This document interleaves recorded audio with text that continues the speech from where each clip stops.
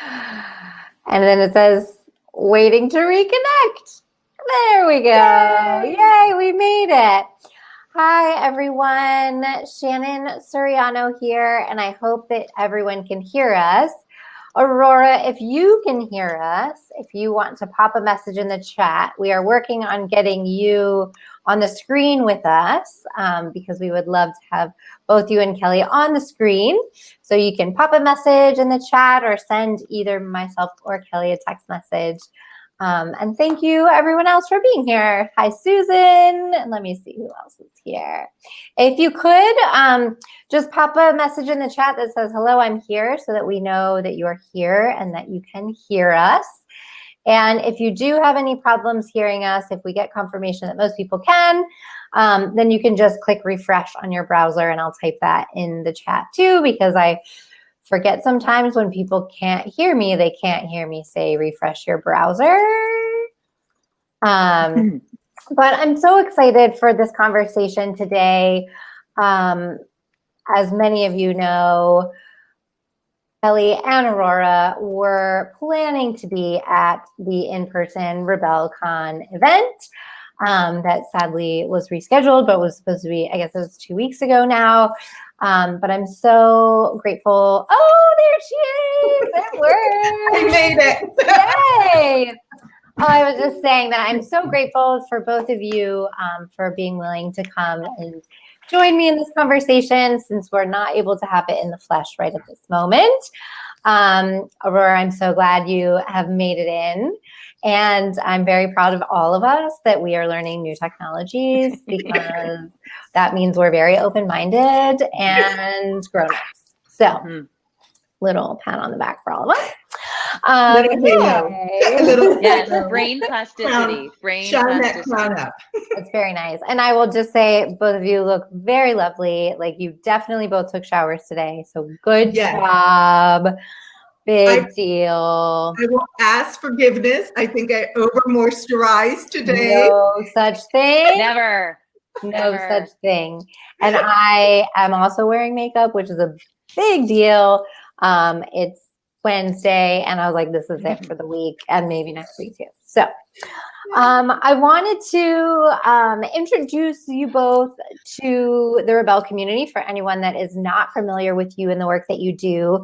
And I will, I guess, give like my personal intro, in that I am not a huge podcast listener. I know some people, like, they live and die by listening to podcasts. I am very selective and specific of what podcasts that I will actually listen to.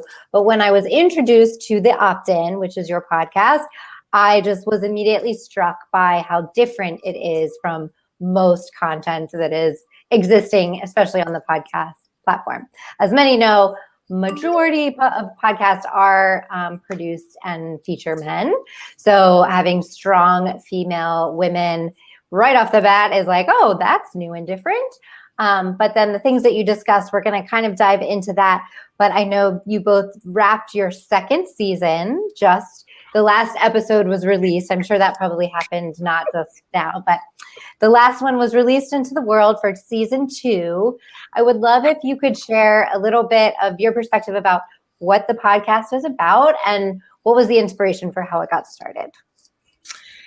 Yeah, so thank you so much for having us. We are beyond delighted. We love this community. And I'll just start off by saying that Kelly and I were just bummed that a pandemic got in the way of us being able to share hearts and souls in person together. So delighted to have this opportunity to be with you all today. You know, candidly, this all started in 2016. After the election, there was this sucking feeling that we all had. And as Kelly and I like to talk about, our reactions were radically different. For me, the possibility that we would have a 45 in place that didn't seem out of the norm for me. It seemed very, very plausible. And as Kelly will share, you know, a lot of the white women were just like, oh my God, how could this have happened? And I'm like, we simply just revealed ourselves. And in 2018, a phenomenal book made its way onto the scenes called White Fragility. When I read that book, candidly, I cried as I turned every single page, because what Robin DiAngelo, who's a best-known author and academic, shares in that book was candidly something I had never heard a white person, and certainly not a white academic, articulate in such a clear, succinct, and poignant way. I felt a sense of validation as I turned every single one of those pages, that it brought me to my knees, and it propelled me to buy 25 copies of the book. And I bought 25 copies, and I made a list, and I handed the book off to some of my best, beautiful soul friends, white soul friends, and former colleagues. And I shared the book from a place of, I said, I'm giving you this book because I love you. I'm giving you this book because I need you to do better. And I'm giving you this book without any sense of judgment or shame, but truly from the bottom of my heart that I love you. And Kelly was one of the people that I gave the book to. And Aurora, you know what I tried to think about today was, I cannot remember the moment you actually handed to me. There's something subconscious there. Like, I don't remember you giving it to me. Oh, wow. I just remember almost like the first memory of the book is while I'm already reading it, and I remember not remembering receiving it, which means to me that I was in a really full-fledged denial state when you gave it to me. And when you gave it to me, I thought like I was on like the good white person side of the fence. So I would read this book and be like, yeah, duh, like those people over there. Yeah. Oh, these white people. Oh, God. And in reading the book, as you were having like tears of validation, I was having this like slowly getting undressed in front of millions of people, like shame, you know, the queen in Game of Thrones walking through the city naked, getting tomatoes thrown at her, like just and it just kept on going as if there was like even more naked, like I had to get like an OBGYN visit in front of everybody or something. Like it just kept getting more scary and more this is like a really intense visual that I have right now, Kelly. I think maybe like rein it in just a little bit, okay? This is a family show. I'm just kidding. I'm kidding. I'm also very much like the Enneagram 8, like the challenger. I'm like, holy shit, there's like this door I never opened. And yet all of us do this same stuff. We say the same things, we ignore the same things, we gloss over the same things. And I was just like, if I am getting this like matrix shifting moment, and maybe this is a narcissistic way to think, but there has to be other women out there that have zero idea, and yet once you read it, have an all-knowing about this, about all of it. Yeah. Which was just like step one of like the elevator going like down into like the unraveling and unpeeling of myself. And then we said, if this is happening to us, can we bring the messiness of this conversation, the heartbreak of this conversation, the joy of this conversation, and the transformation of this conversation with other badass people, with other thought leaders, healers, unconventional thinkers, and have a conversation that models how each of us has an opportunity to do work, how we have an opportunity to do it together.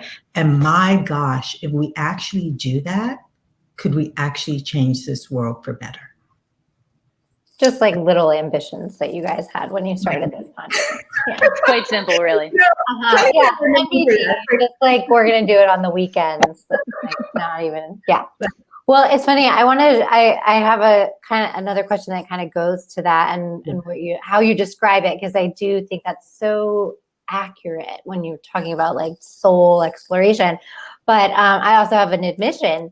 So I had heard of this book before I discovered your podcast, didn't read it. And then when I listened to the first episode that is an interview with Robin, I was like, all right, now I got to read it. And then I got it. And then I still didn't read it because I was scared. It like sat on my nightstand for a while. And I'm like, am I in like a strong enough, solid enough headspace to like really explore this stuff about myself?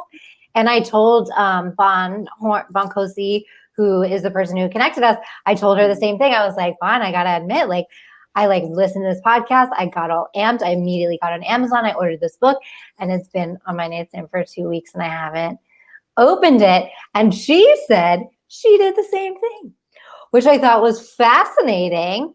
But she's biracial. So she, has a white parent and a Black parent.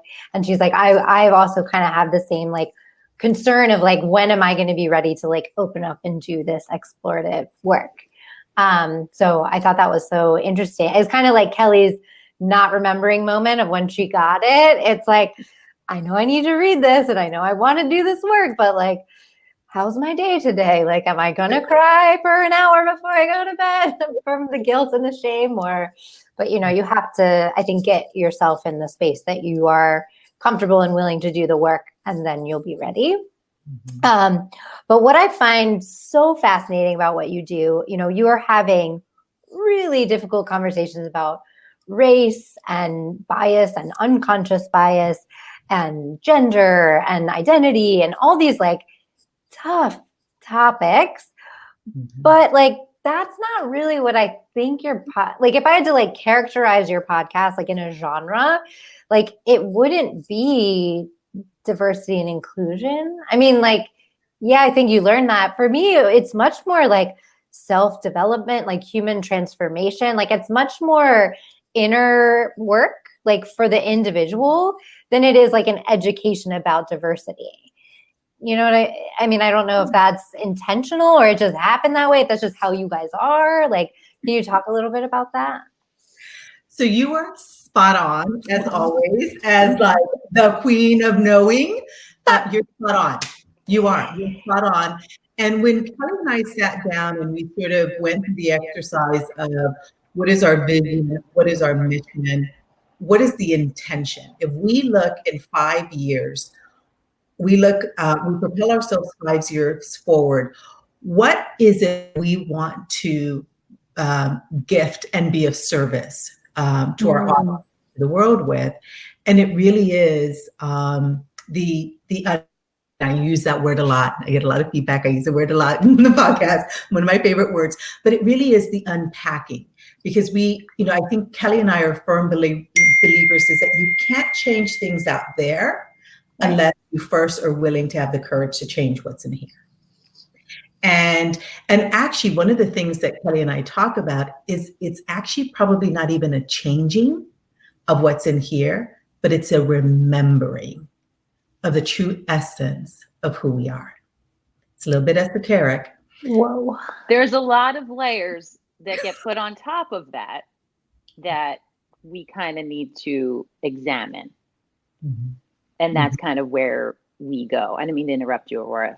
No, you're right. You're right. Mm-hmm. Because as you'll find out when you read White Fragility, there is this immediate, because it's such a triggering, traumatized response of shame and guilt and fear, there is this immediate, like, either I don't want to deal with it, or like, oh crap, what do I do? Or like, here I am, put me in, coach, and the opt-in serves as the on-ramp to be like, just slow your roll. We appreciate your energy, but let's actually see what is happening and what is going on here before that's why we are not a social justice podcast. We are not a, race and ethnic studies podcast, or all those. There's people doing those things.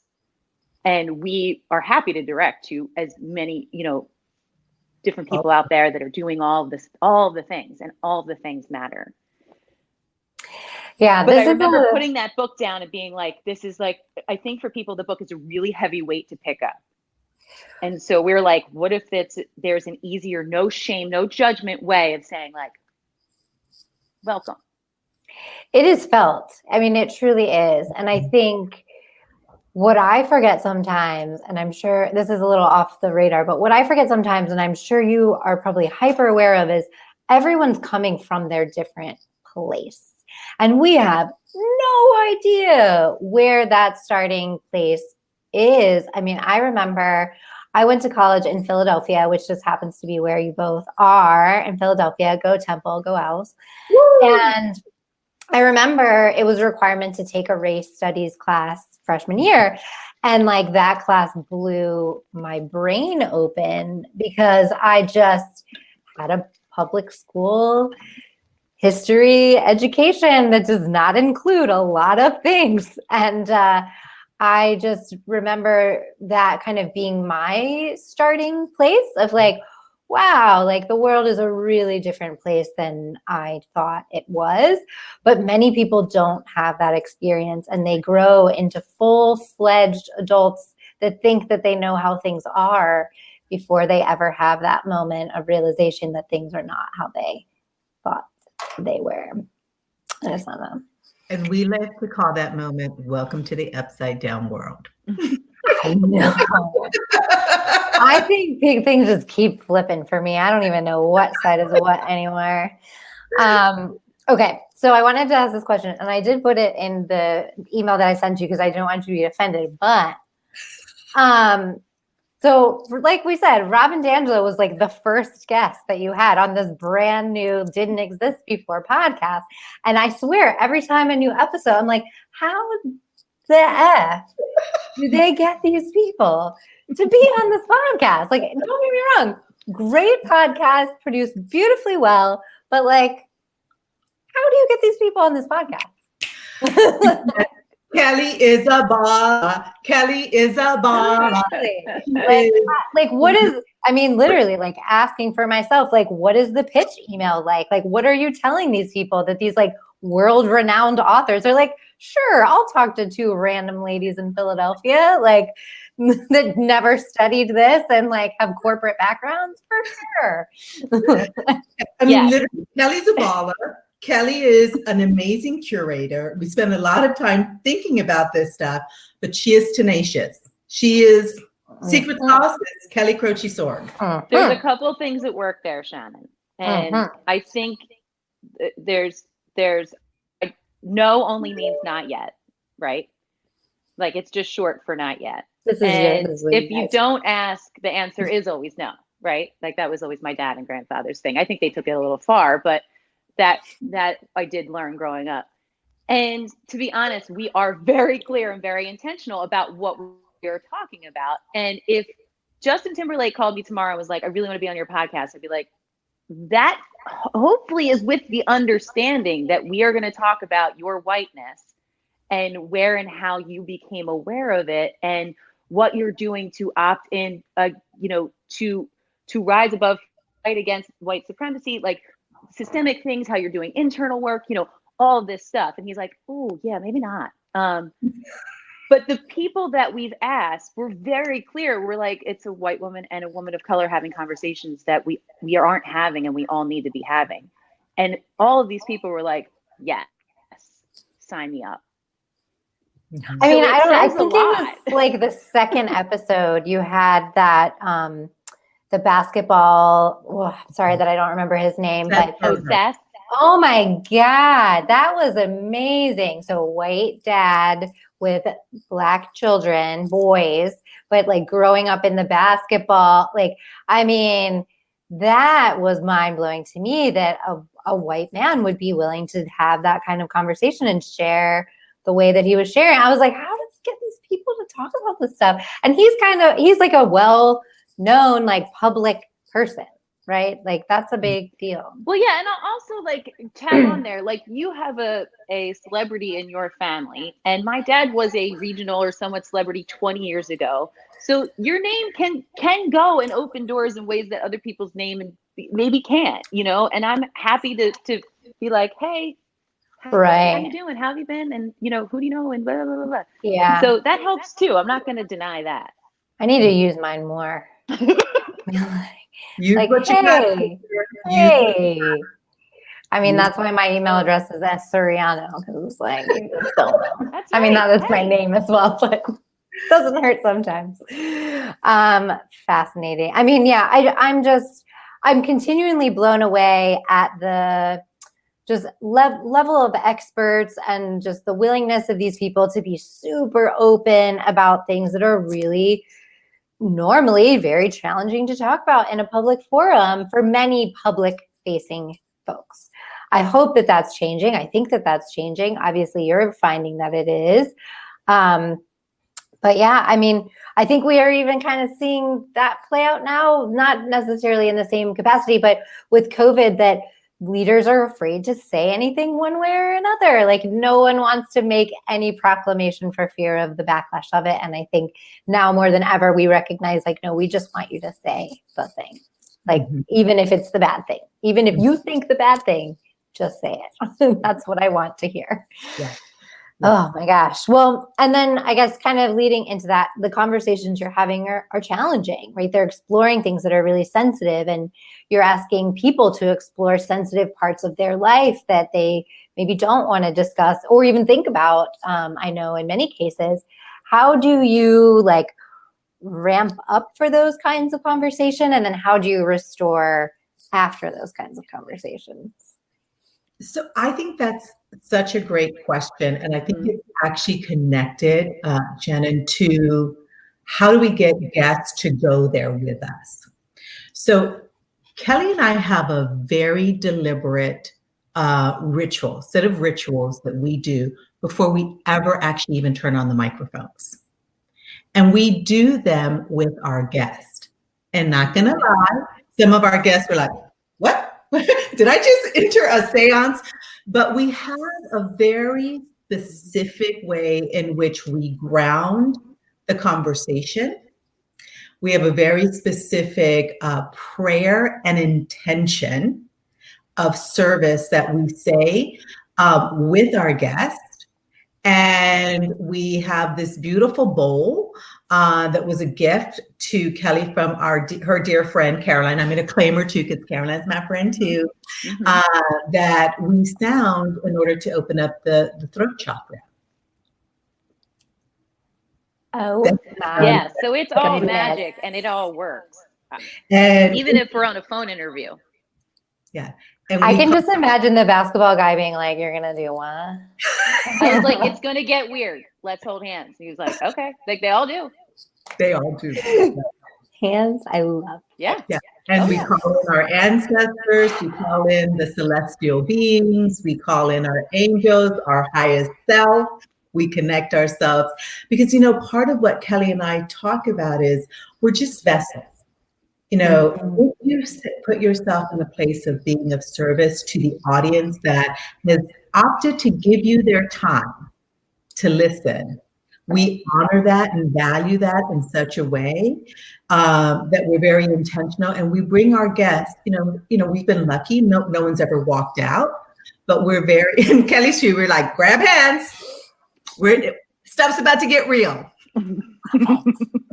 Oh my goodness, I was not expecting that answer, but then I don't know why I wasn't expecting that answer, because I do know you guys, and that makes total sense.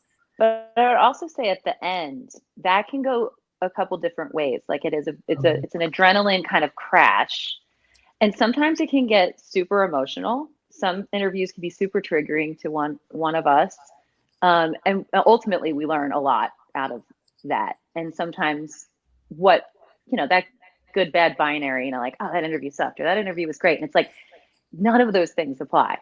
But some of the interviews that I may have thought were a complete miss resonated with people like you have no idea. And then some interviews that I felt like I was terrible in, or or I felt like I was great in, like they totally missed the mark or whatever. Like you can't tell. But afterwards, there's a processing of, what was that when they were saying that, or what was that when I was feeling that?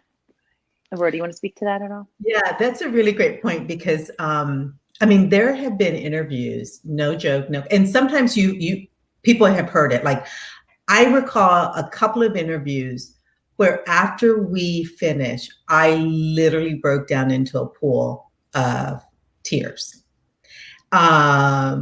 And because there's an honoring and a holding of space. And for me, there is, whether it's a triggering, whether it's a releasing, whether it's feeling the weight and the magnitude of the conversation, that has become very important for both Kelly and I to talk through, right? To sort of release that together, to process that together. And then certainly for each of us to go into our self-care toolkit and identify what is most beneficial for us, to sort of regroup, refill our cups, and come again from that place of heart. The other thing that Kelly and I have done is we've created a code word amongst ourselves. Yeah. Mm-hmm. And so we have this code word that when we say the code word, then the other person knows, okay. Meaning that, like, we're not in an energy space that we can receive this at this time. And I'll speak for myself because Aurora's stamina is like way, way higher than mine. But when it comes to having difficult conversations or conversations in general, I mean, I have had to build my stamina incrementally. And there was a day that we had 2 interviews in one day, and I learned real quick that like that probably was not a good idea. Mm-hmm. But I also learned that I could have handled it differently, and I could have spoken up for what I needed. And I think at the time, I didn't see how I mattered, and that because I mattered, it mattered. It matters because I matter, and I should have handled it differently and just, you know what, I need to time myself out. So there's definitely a growth there that I'm a little bit catching up to, and I'll let Aurora speak to this, but she's had to do it without wanting to, that she's been forced to opt in too. Mm-hmm. Yeah, it's a thing. Well, I think that I'm grateful to hear you speak to that too, because I think, I mean, myself included, like I'm a person that like resting and like feeling your feelings, like that's not things that we do. Like my parents definitely didn't talk about doing that. And this is all very feeling your feelings, resting, weird, still weird. And many people that I know, that's very strange.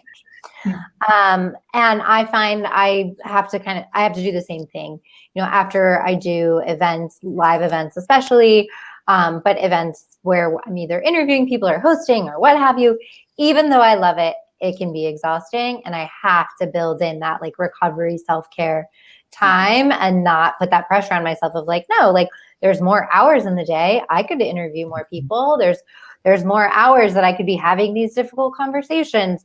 Just because there's more hours doesn't mean you should be doing more, and doesn't mean that things get more meaningful as you layer them on top of each other. Sometimes that's the exact opposite. They get less meaningful the further in that you go, because you're just not in the space to be grounded and receive and be that vessel. So I think that's helpful also for people to realize when they start doing their own work on themselves, that this isn't going to be like, okay, 30-day habit I'm going to build. I'm going to work on my racism and read this book every day and like check that thing off the list. That's really not how the process can go and work. Yeah, just think of it like a muscle, and like it's one thing if you've had a muscle atrophy. It's another thing if you're 40 years old and you never, ever, ever, ever use the muscle, ever. Like that's going to take 5 minutes, 10 minutes, a half hour, an hour, like way different. Yeah, for sure. I wanted to ask, has there been anything surprising that's happened as a result of the podcast? Anything that's like you just really were not expecting to happen once you opened this Pandora's box? So I'll share because I I probably did one of the most emotional videos that I ever posted on my socials one day after we had just gotten, I think it was after season 1, Kelly. We had just received this plethora of feedback of people being so vulnerable and so honest about the work that they were doing within themselves, that then was morphing into how they were becoming much more observant of how they show up in the world. And I remember this particular gentleman who actually was in the DC area, who was a white male teacher. And he wrote us this beautiful piece of feedback and review and talked about how reading the book and listening to our podcast allowed him to examine many of the biases and emotions within himself, and how he was being much more conscious of how he was showing up for his students. And I did an IG post because I was just like, oh my goodness, if what Kelly and I are doing has an opportunity to just shift one person back into themselves, what an honor and what a gift. And so that was one of the big ones. Like you hope that you're moving the needle, but when someone in such a human and revealing way shares that, I was blown away. And the second thing, I had to hand it to my sisters. The advocacy and the shout out of women of color for our work has been beyond. Boncozy, so many, Marissa, others, like just Amanda, like just incredible sisters that have been out there on the front lines going, go listen to them, go listen to them. We love you. Thank you for, keeping me from having to have that conversation. But the sisters have been amazing. We love you. Thank you. So appreciative of the support. Kelly, those are my two. Yeah, mine is, stay with me because I'm still processing mine. But I was having a conversation. I just mentioned these words, but I just had a conversation with a yogi and friend, Kayleen, and a download that she had gotten was, I matter. And it matters because I matter. And if you would ask anybody in my life, does Kelly think she matters? They would answer a wholehearted 1000% yes. What I didn't realize was that there were many, many parts of me that were believing that limiting belief. And when I see myself, even in quarantine, like if we take quarantine and it's like, oh, it doesn't matter if we're in sweatpants every day, it doesn't matter. If we have this other drink, it doesn't matter. If we have this donut, it doesn't matter. Guess what? It kind of matters. Like it counts, it counts in my weight, it counts in my liver, it counts. And I think as a white person, I didn't think I mattered. I didn't think what I did mattered. I didn't understand that I mattered. And maybe that's why I didn't understand why Black Lives Matter mattered. I didn't understand, because if I matter, then I have a responsibility, and there's stuff I have to do, and there's ways I have to question, and I have to look at the why of a lot of this stuff. And it's to our meditation teacher this morning, her point was that it's easy. It's easy to act like you don't matter. And it's easy to act like that donut doesn't matter. And it's easy to act like that drink doesn't matter. But it's hard to act like you matter. And that to me was very surprising. And I'm still unpacking it. Wow. Well, what I think of when I hear that is it's really easy to opt out, which is exactly, I know you picked that for a reason, but deciding that you don't matter is exactly opting out, right? Deciding that what I do doesn't make a difference in the lives of other people. I can sit at my house and eat s'mores Pop-Tarts and it doesn't matter, but I'm sticking with that one. No judgment, zero judgment. You gotta live, okay, Kelly? I gotta live over here. So s'mores Pop-Tarts are staying on the list. But that's beautiful. And I think both of those, all three of those surprises are probably not really surprises, right? Those are things that you hoped would happen when you started all of this. But I know personally from starting things, you hope things are going to happen, but you don't know. And like you just assume they won't, even though you hope them, until you get some sort of download or validation or just reflection of what it is that you're putting out is affecting anyone.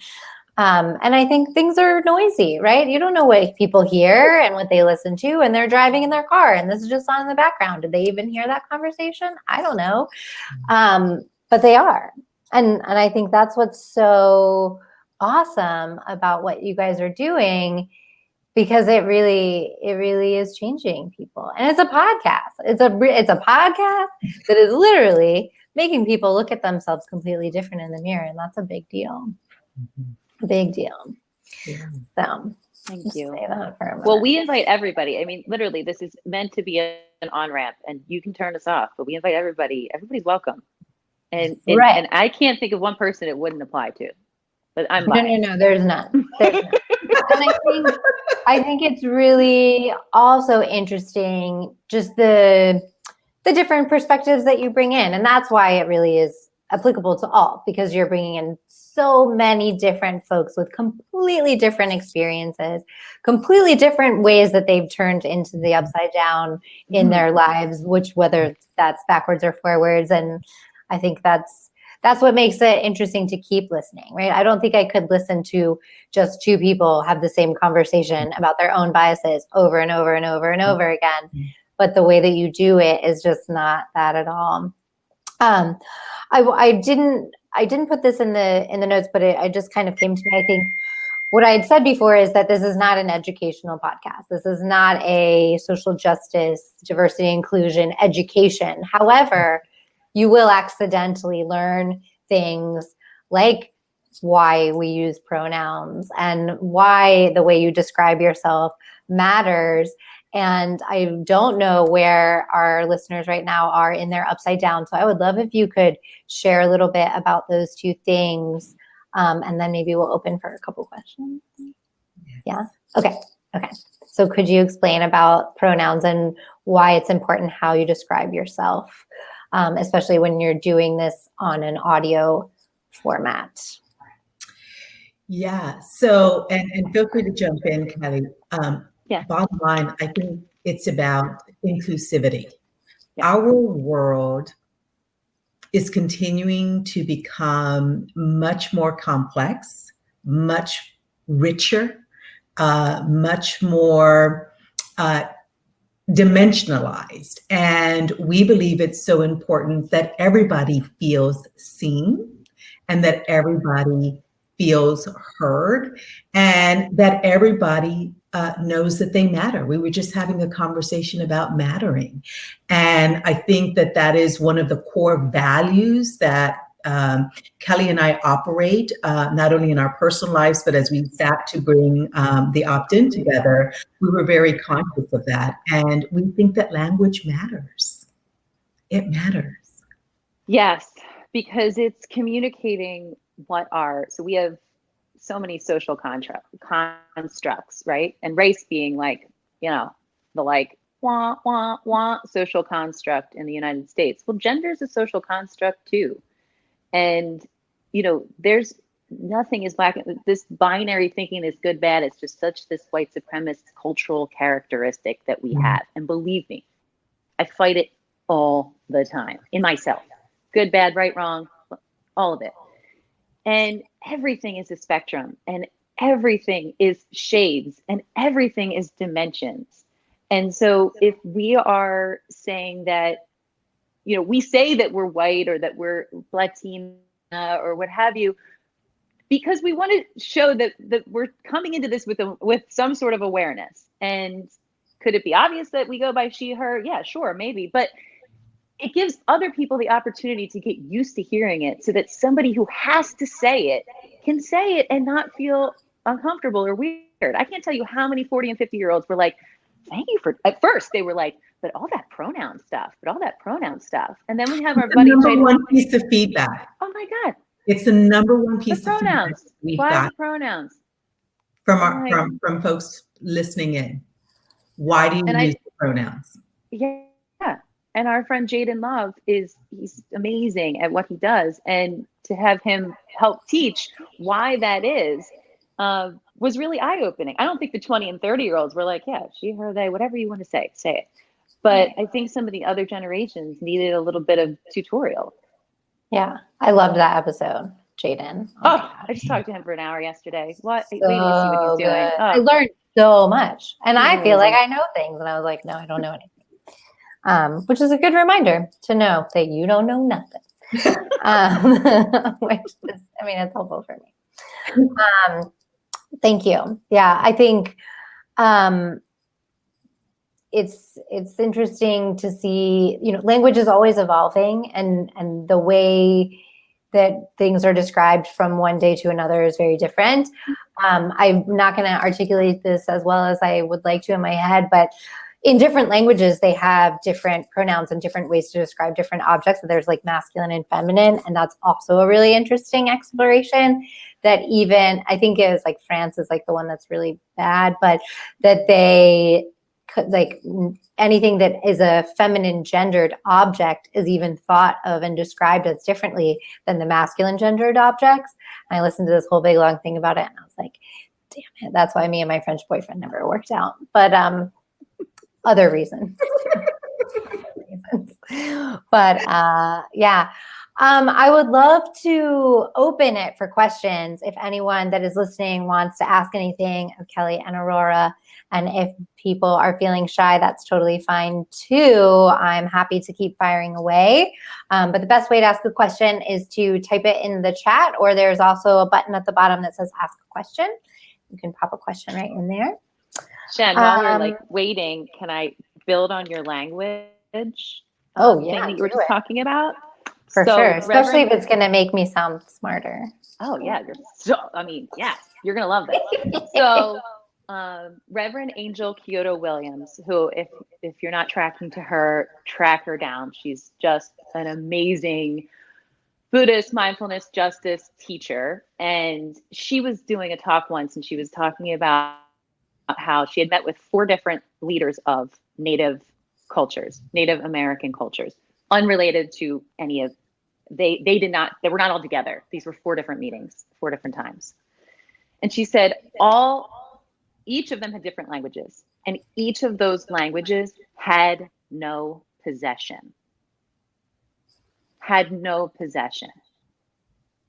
So as we talk and we say my land and my house and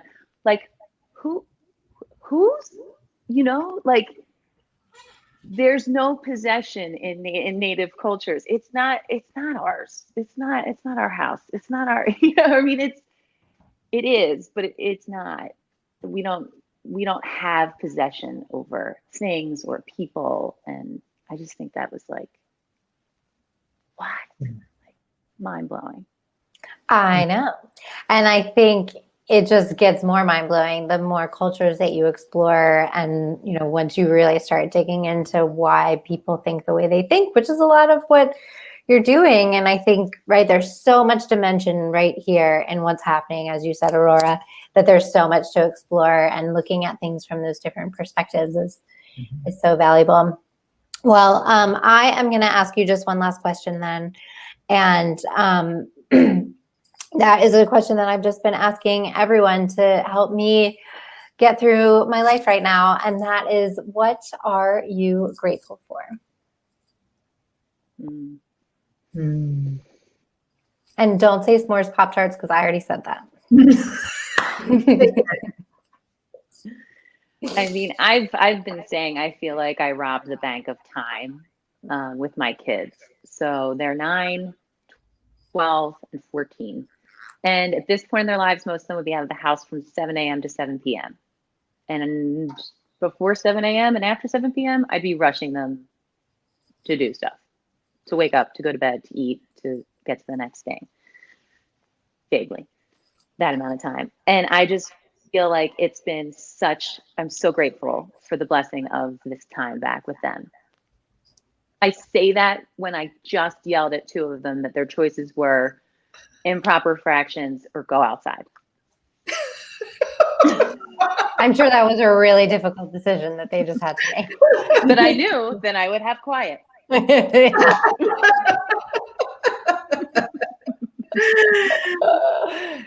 Yeah. So mine is kind of twofold.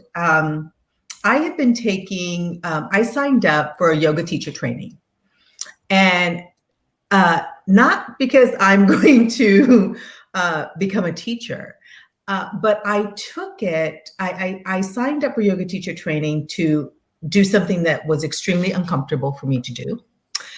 Yes, it was very, very, very scary. And I'm grateful that I've been in the practice of learning yoga teacher training during this COVID time, because what it's allowed me to do is to reinforce, I think, some extremely valuable tools that are important for me. As Kelly knows, I'm a busy bee. I have 12 hours, 14 hours. I will pack that calendar in like nobody's business. And I think the opportunity to be in yoga teacher training during this time and really take back time for me. And even as I say that, there's something inside of me that is cringing because it somewhat sounds selfish.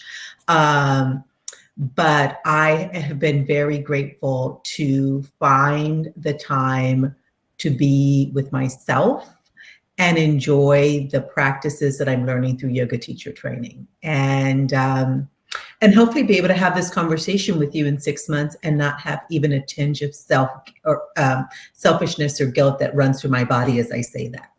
Mm. Mm-hmm. Mm-hmm. That is a common motivator for busyness, right? The guilt of the stillness. Yes. Yes. Mm-hmm. Yes. The unworthiness of the stillness. I The have that. unworthiness of the idleness. Oh, Kelly and I have this conversation about the worthiness of the stillness. Yes. And enjoyment. Even that. Yeah. Even enjoyment. Yeah. You want to tell me about my little, the thing that we discovered when I went off to drop off Mila in California, and the whole. Yes. What? Like she couldn't even tell me that she was off these days. She just kind of fell off the edge of California, and I just didn't know what was going on, which then makes me like call her and email her more. If she would have just said to me, I'm taking these 7 days and like, bye. I've been like, talk to you in 7 days. Instead, I'm like, but you were sneaky about it. She was sneaky to herself about owning the 7 days. Yes. Yeah. Yes. So Kelly and I had this whole conversation about, and you were reading the Water Dancer book. Oh my gosh. Oh, yes. So we had this whole epiphany about how, as a woman of color, I don't take days off. I'm always working because I'm always getting it done. And I was like, we're so good at leisure. Oh God. Like in the book, The Water Dancer, they go through on the plantation and the white people had time to take a bath and, eat a nice meal and all these things. And I'm like, and which, the two of us try to balance each other out. I'm in charge of celebration, like book the trip and, we're going to just drop everything and go do or whatever. But I'm like, wow, there's some heavy cultural stuff there. And I come from, immigrants from just a couple generations ago that were just bricklayers and stuff. Like, I'm not coming, like you know what I mean? Like I wasn't born on a plantation, but there's still that cultural layer and filter on top of everything. So to answer your question, Jenny Daly, if you haven't read The Water Dancer, oh my God. Ta-Nehisi Coates' first fiction novel is mind-blowing. Mind-blowing. She has good. See? Yeah, she read it. Yeah. Totally. Other good book recommendations, you had the author of The Farm on your podcast, and I have read that, and I really enjoyed that. So you can add The Farm, and then you can go listen to the interview with the author. Sway, who wrote the book Calm Clarity, she's phenomenal. And she really distinguishes sort of this journey that our mind goes through to finding stillness, quietness, and how that's connected to what's actually happening scientifically in your brain, but also connecting that to how then we behave or respond. And Yeah. a powerful book.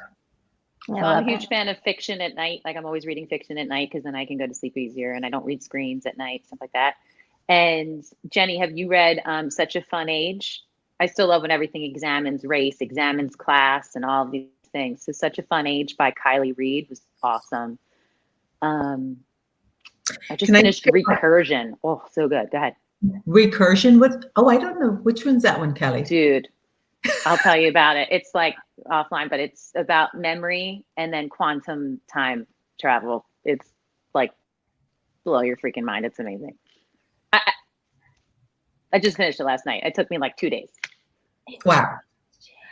So good. So I'm going to also share one of my all-time favorites. And, if we could ever get him to come on the podcast, I think I would. Actually, there's two. One of my all-time favorite book is The Untethered Soul.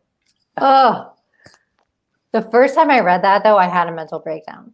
And then the second time I read it, I was in a better place. And I was like, okay, now I can handle this. Yeah.